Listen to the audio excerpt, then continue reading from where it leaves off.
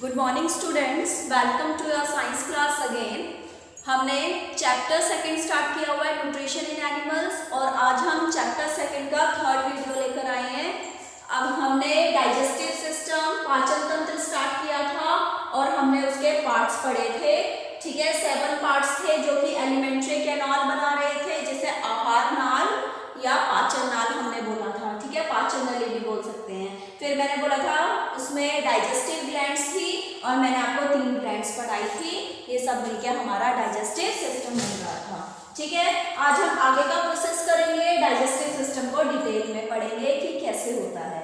अब हमारे शरीर में हमने जो भी खाना खाया, ठीक है, वो खाना जो है हमारे शरीर से 5 स्टेप में होता है। ठीक है, 5 स्टेप में कैसे पास होता है हमारे शरीर से। सबसे पहले हमारा आता है इंजेक्शन, मीन्स अंतर्ग्रहण, मीन्स जो हमने भोजन को खाया, हम अपने खाने को, अपने भोजन को मुंह के द्वारा खा रहे हैं, माउथ से खा रहे हैं। ठीक है, तो जो हमने खाने को मुंह में डाला उस प्रोसेस को हम क्या बोलते हैं, इंजेक्शन, अंतर्ग्रहण। फिर उसके बाद मुंह के बाद खाना हमारी फूड पाइप, भोजन नली से होते हुए हमारे स्टमक में आता है, आमाशय पेट में आता है और यहाँ से ही, बल्कि मुंह से ही हमारे खाने का पाचन होना स्टार्ट हो जाता है और पूरा हमारा पाचन तंत्र के अंदर क्या होता है, खाने का पाचन होता है, डाइजेशन होता है। इसलिए दूसरा प्रोसेस हमारा चलता है डाइजेशन का, पाचन का।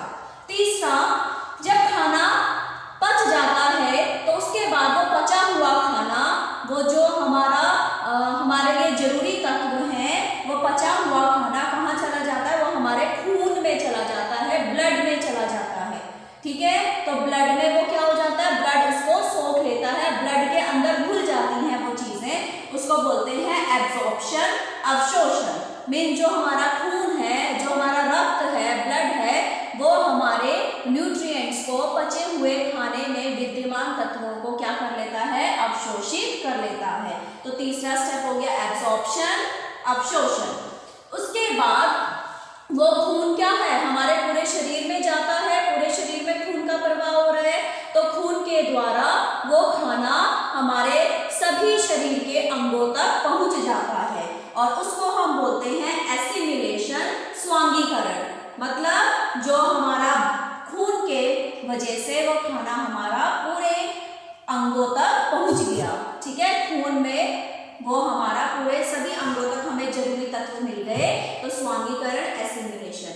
फिर उसके बाद लास्ट में जो खाना हमारा नहीं बचता, जो अपचा खाना है, जो हमारा वेस्ट है, बेकार है, जो नहीं बच पाया, वो हम क्या करते हैं, उसे बाहर निकाल देते हैं। ठीक है, तो जो खाना हमारा वेस्ट मटेरियल हम बाहर निकालते हैं, जो बचता नहीं है, उसे इजेशन बोलते हैं, निष्कासन बोलते हैं। ठीक है, अब कौन सा प्रोसेस कहाँ कहाँ पे होता है, अब हम उसको स्टार्टिंग से डिटेल में पढ़ेंगे।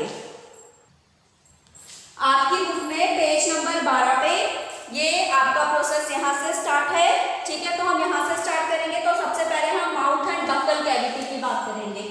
मैंने यहाँ पे लोकेट किया हुआ है नंबर 1 पे, मैंने आपको बताया था बक्कल कैविटी, जिसे हम मुख गुहिका बोलते हैं।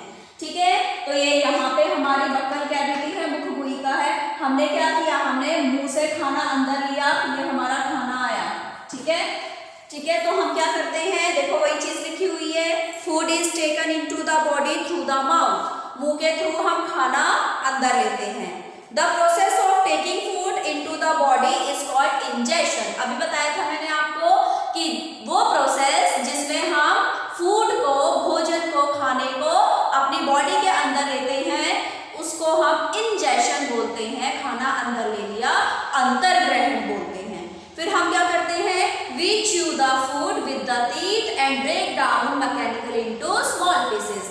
हम क्या करते हैं, हम खाने को च्यू करते हैं, चबाते हैं। ठीक है, मुंह में डालने के बाद खाना को चबाया जाता है, भोजन को चबाते हैं, च्यू करते हैं। और किसकी हेल्प से हम करते हैं खाने को च्यू, टीथ की हेल्प से। ठीक है, तो माउथ के अंदर हमारा टीथ का यहाँ पे रोल आ गया। टीथ क्या करता है, हम रोटी को क्या करते हैं, इतना बड़ा टुकड़ा होता है, लेकिन दांतों से हम उसे किसमें, छोटे छोटे पीसेस में चबा चबा के बदल देते हैं। तो दांत का काम क्या हो गया कि फूड को ब्रेक करना स्मॉल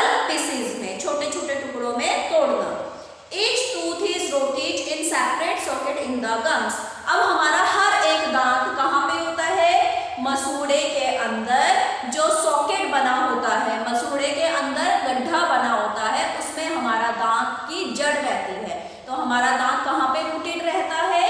सॉकेट में। और वो सॉकेट कहाँ पे होता है? हमारे गम्स में, यानी कि मसूड़ों के अंदर हमारे दांत होते हैं।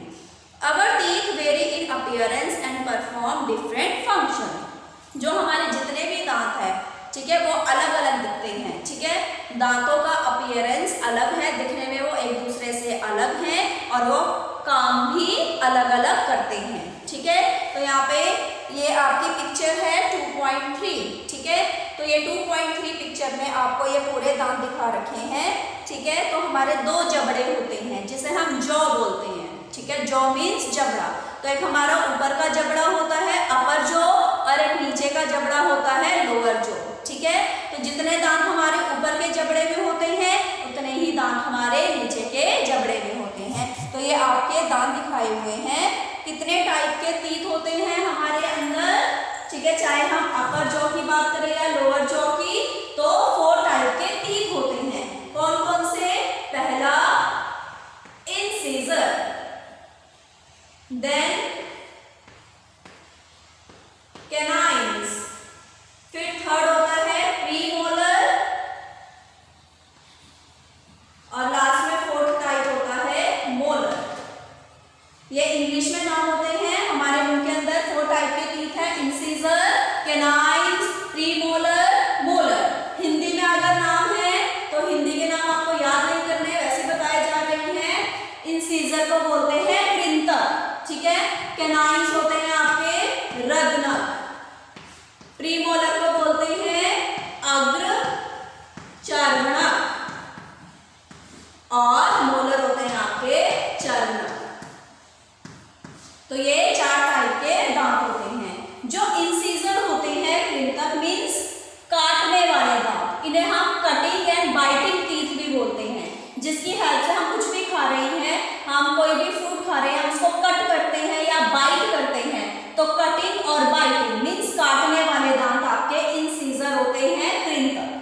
फिर कैनाइन्स होते हैं आपके चीरने फाड़ने वाले दांत। ठीक है, साइड में होते हैं आपके नुकीले दांत होते हैं। ठीक है, तो आगे के, फ्रंट के, सामने के जो 4 दांत है वो आपके इंसिजर होते हैं। ठीक है, तो नंबर भी बता रही हूँ, 4 होते हैं टोटल, मीन्स 4 ऊपर होंगे और 4 आपके नीचे होंगे। तो टोटल 4 ऊपर वाले जबड़े के, 4 नीचे वाले जबड़े के, तो कितने हो गए? 4 + 4, टोटल कितने हो गए? 8 दांत होते हैं।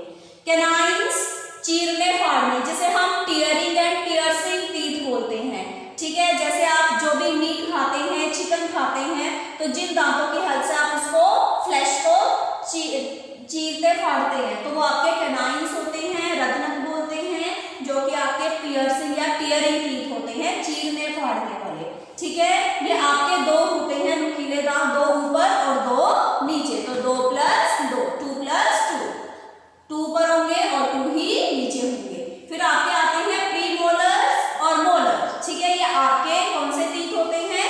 ये आपके च्यूइंग एंड ग्राइंडिंग टीथ होते हैं। आप खाना खाते हो तो जो भी आप खाना खाते हो तो उसको च्यू करते हो, चबाते हो, ग्राइंड करते हो, तो जो ये आपके साइडों के टीथ होते हैं, ऊपर के, नीचे के, जिनकी हेल्प से आप खाने को चबाते हैं, ग्राइंड करते हैं, वो आपके कौन से होते हैं? प्रीमोलर और मोलर। पहले आपके आगे वाले, इधर वाले प्रीमोलर होते हैं, अग्र चर्वणक, और फिर पीछे वाले, लास्ट वाले आपके मोलर होते हैं, चर्वणक। ठीक है, कितने कितने होते हैं आपके? प्रीमोलर 4 होते हैं, प्रीमोलर 4 होते हैं, 4 ऊपर होंगे, 4 नीचे होंगे, ऊपर के जबड़े में 4, नीचे के जबड़े में 4, और जो मोलर होते हैं वो आपके 6 होते हैं, 6 + 6, 6 ऊपर के जबड़े में और 6 नीचे के जबड़े में। तो ये आपके 4 टाइप के टीथ हुए, जो मैंने आपको बताया, incisor, cutting and biting teeth, काटने वाले दांत, कैनाइन्स, रत्नक, जो आपके टीयरिंग टीथ होते हैं, चीरने फाड़ने वाले दांत, फिर आपके प्रीमोलर और मोलर।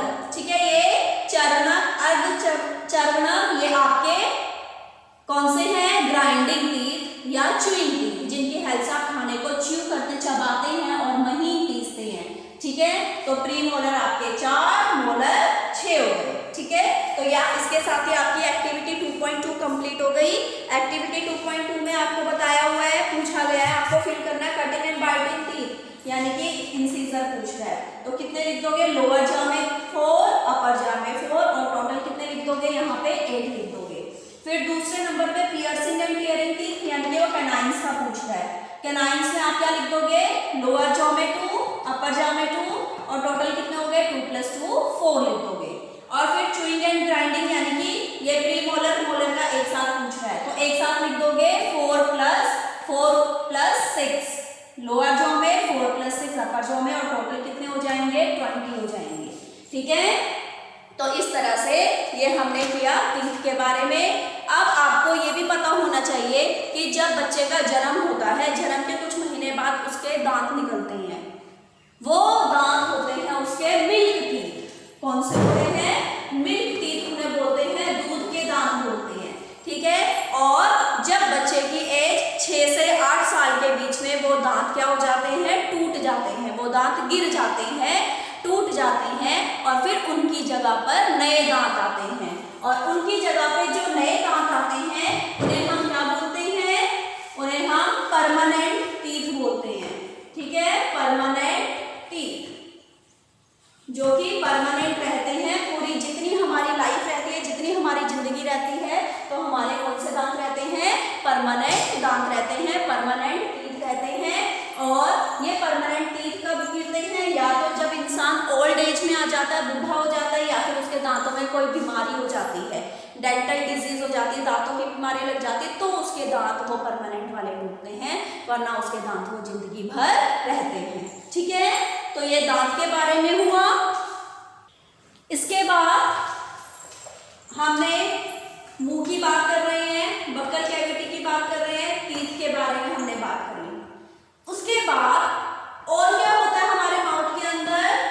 ग्लैंड होती है, ग्रंथि होती है, स्लाइवरी ग्लैंड, जिसे हम लाला ग्रंथि बोलते हैं। ठीक है, ये मैंने यही बना रखी है, देखो मुंह के अंदर ही है।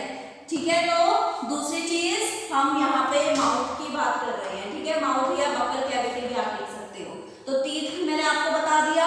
दूसरे नंबर पे इसके अंदर क्या होता है? स्लाइवरी ग्लैंड होती है, जिसे हम क्या बोल रहे हैं? लाला ग्रंथि बोल रहे हैं। ठीक है, अब जो ये स्लाइवरी ग्लैंड है, जो ये ग्रंथि है, वो क्या करती है?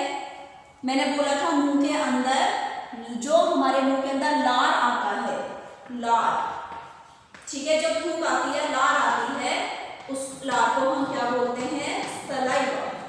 और वो कौन देता है? स्लाइवरी ग्लैंड देती है। तो स्लाइवरी ग्लैंड हमारे अंदर जो लाला ग्रंथि है, वो एक तरह का लिक्विड, एक तरह का तरल पदार्थ बनाती है, और उस तरल पदार्थ को हम हिंदी में लार बोलते हैं और इंग्लिश में सलाइवा बोलते हैं। और ये सलाइवा क्या करता है? ये सलाइवा पाचन करता है खाने का, स्टार्च का पाचन करता है। स्टार्च का मतलब क्या हो गया? कार्बोहाइड्रेट। मीन्स जो भी हम खाना खा रहे हैं, हमारे खाने में अगर स्टार्च या कार्बोहाइड्रेट प्रेजेंट है, तो वो सलाइवा क्या करता है? कार्बोहाइड्रेट को पचाने में मदद करता है। तो इसलिए हम क्या बोलते हैं? हमारे खाने का पाचन मुंह से ही शुरू हो जाता है, क्योंकि मुंह में सलाइवा होता है, लार होती है, जो कि खाने में विद्यमान कार्बोहाइड्रेट या स्टार्च को पचाने में मदद करता है। और जब स्टार्च और कार्बोहाइड्रेट पच जाता है, तो वो किस में बदल जाता है?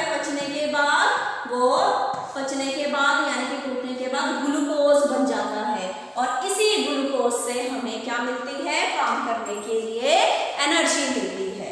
ठीक है, तो काम पता चल गया होगा, फंक्शन पता चल गया होगा सलाइवरी ग्लैंड का, कि salivary gland secretes saliva. This saliva breaks starch और कार्बोहाइड्रेट into ग्लूकोज, या आप शुगर भी लिख सकते हो। ठीक है, दोनों ही ठीक है। तो क्या हुए? वो लार खाने में विद्यमान स्टार्च और कार्बोहाइड्रेट को शुगर या ग्लूकोज में बदल देता है, इसका पाचन कर देता है। ठीक है, इसके बाद यहाँ पे इन्होंने एक्टिविटी से भी दिखा रखा है कि यहाँ पे 2 परख नलियाँ ली हैं, 2 टेस्ट ट्यूब ली है। एक में बॉइल्ड राइस उबला हुआ चावल डाला है और दूसरे में क्या किया है, उस उबले हुए चावल को पहले मुंह में डाला, उसको 3 से 5 मिनट चबाया और उसको चबाने के बाद थूक के निकाला है, वो वाला चावल, चबाया हुआ चावल दूसरे में डाला है। ठीक है, एक में आपका सिंपल क्या है, उबला हुआ चावल है और दूसरे में उबले हुए चावल को चबाने के बाद मुंह से निकाला हुआ वो चबाया हुआ चावल है। फिर उसमें थोड़ा सा पानी मिलाया दोनों में और फिर हमने क्या किया, आयोडीन की 2-2 बूंद डाली। और आपको 6th क्लास में ये टेस्ट बताया था कि आयोडीन क्या करता है, जहाँ पर भी स्टार्च होता है वो वहाँ पे रंग क्या हो जाता है, नीला हो जाता है। ठीक है, तो जैसे ही हमने आयोडीन की बूंदें डाली यहाँ पर, तो जिसमें उबला हुआ चावल था वहाँ पे रंग नीला हो गया और जिसमें चबाया हुआ चावल था वहाँ पे रंग नीला नहीं हुआ। क्या रीज़न है, क्या कारण है?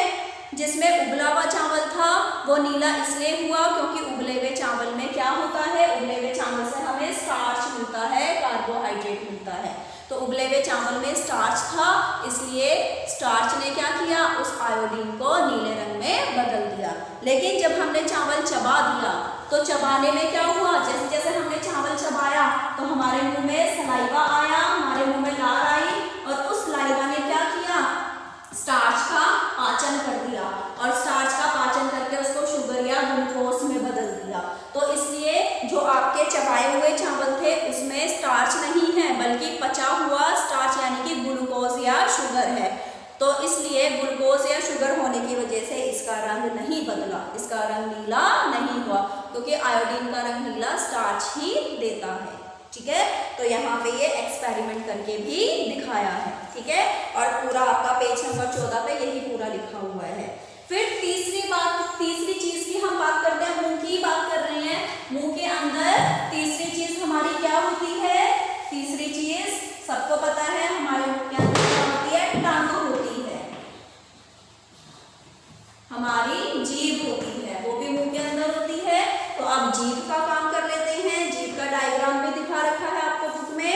ठीक है, टंग क्या है, fleshy muscular organ attached at the back to the floor of the buccal cavity. जो हमारी जीभ है वो हमारी फ्लैशी मतलब मांस वाली, मांसीय। ठीक है, मस्कुलर मीन्स मसल वाली, पेशीय, ऑर्गन मीन्स अंग, मांसल पेशीय अंग है।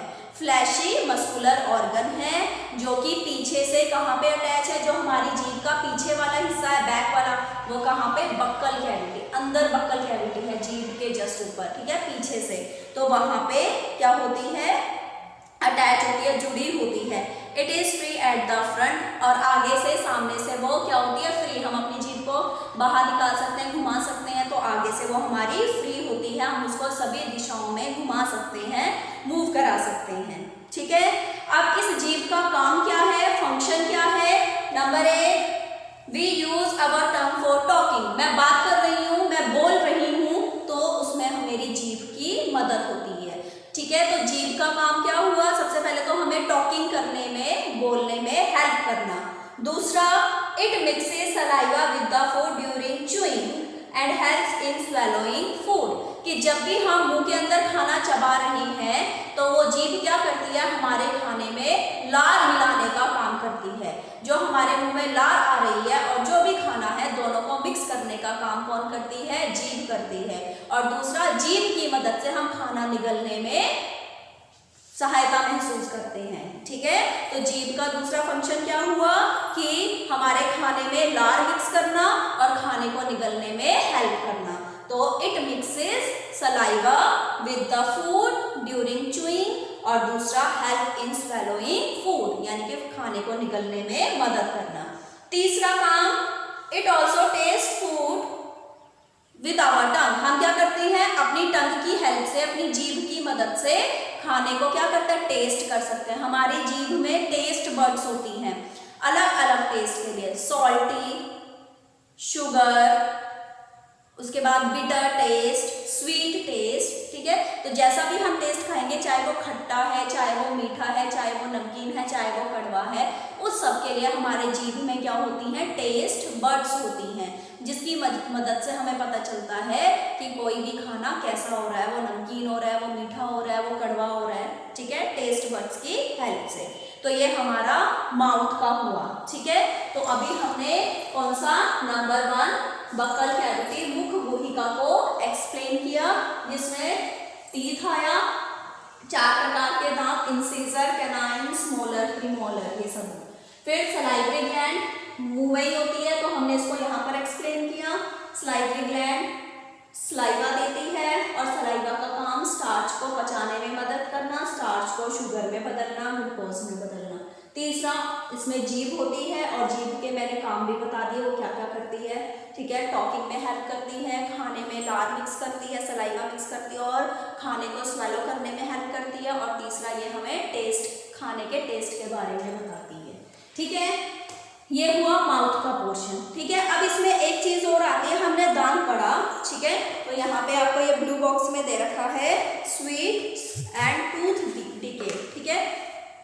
हमारे दांत समय से पहले गिरने लगते हैं, उसे हम टूथ डिके बोलते हैं। टूथ हो गया, दांत डिके मतलब टूटना, ठीक है। समय से पहले दांत टूटने लगते हैं, उसका क्या रीजन है? तो देखो क्या लिखा है, normally bacteria are present in our mouth but they are not harmful to us. कि नॉर्मली हमारे मुंह के अंदर बहुत सारे बैक्टीरिया प्रेजेंट होते हैं, क्योंकि हम क्या कर रहे हैं, हम जब बोल रहे हैं, हम कितनी बार बोलने में मुंह खोलते हैं, है ना, कितनी बार हमारा मुंह खुलता है, तो उस टाइम पर हमारे मुंह में ना जाने कितने बैक्टीरिया आते हैं, लेकिन वो बैक्टीरिया अभी हमें नुकसान नहीं पहुंचा रहे। But if we do not clean our teeth and mouth after eating, many harmful bacteria also begin to live and grow in it. कि अगर हम अपने दांत साफ नहीं करते खाना खाने के बाद, अगर हम खाना खाने के बाद कूला नहीं करते और अपने दांत साफ नहीं करते, तो बहुत सारे नुकसान देने वाले बैक्टीरिया हमारे मुंह के अंदर ग्रो हो जाते हैं, हमारे मुंह के अंदर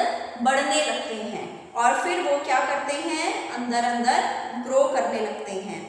और ये बैक्टीरिया क्या करते हैं कि हमारे मुंह, क्योंकि हम तो जब भी खाना खाते हैं हम नमक, मिर्च, मीठा सब खाते हैं, ठीक है, सब होता है हमारे खाने में।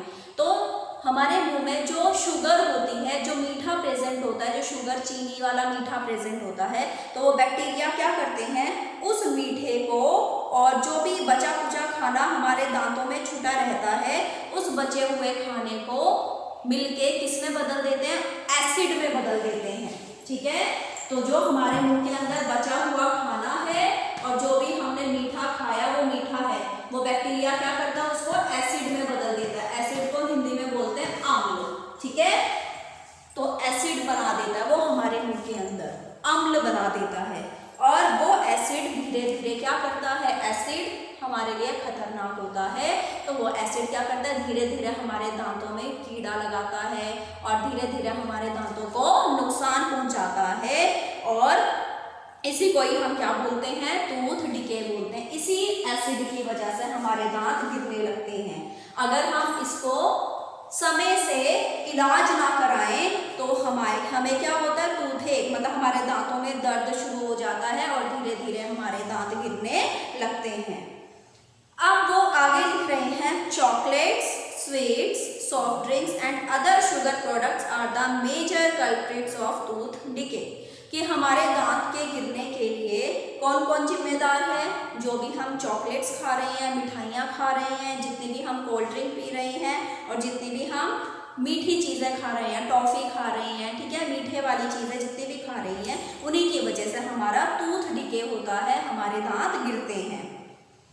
अब इससे बचने के लिए हमें क्या करना चाहिए, Therefore, one should clean the teeth with a brush or दातून एंड डेंटल फ्लॉस। कि इसलिए हमें क्या करना चाहिए, अपने दांतों को साफ रखना चाहिए और दिन में 2 बार ब्रश या दातुन करना चाहिए, ठीक है।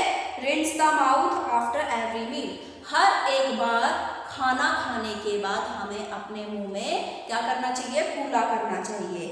One should not put dirty fingers और any unwashed object in the mouth. और किसी को भी अपनी डर्टी फिंगर्स, ठीक है, अपनी गंदी उंगलियां मुंह में नहीं डालनी चाहिए। और कोई भी, कुछ बच्चों की आदत होती है, कोई भी चीज़ हो उसको मुंह में डाल देंगे, कोई भी चीज़ हो, सब पेन से काम कर रहे हैं पेन को मुंह में डाल देंगे, पेंसिल से काम कर रहे हैं पेंसिल को मुंह में डाल, तो वो ऐसा नहीं करना चाहिए, उससे भी हमारे दांत खराब होते हैं, ठीक है।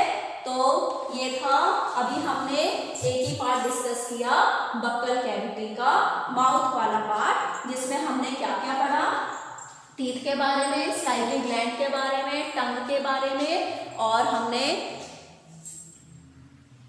इसके बाद और हमने इसमें टूथ डिके के बारे में पढ़ा। ठीक है, अब बाकी का खाने का क्या होता है अब हम अगली वीडियो में डिस्कस करेंगे। Thank you.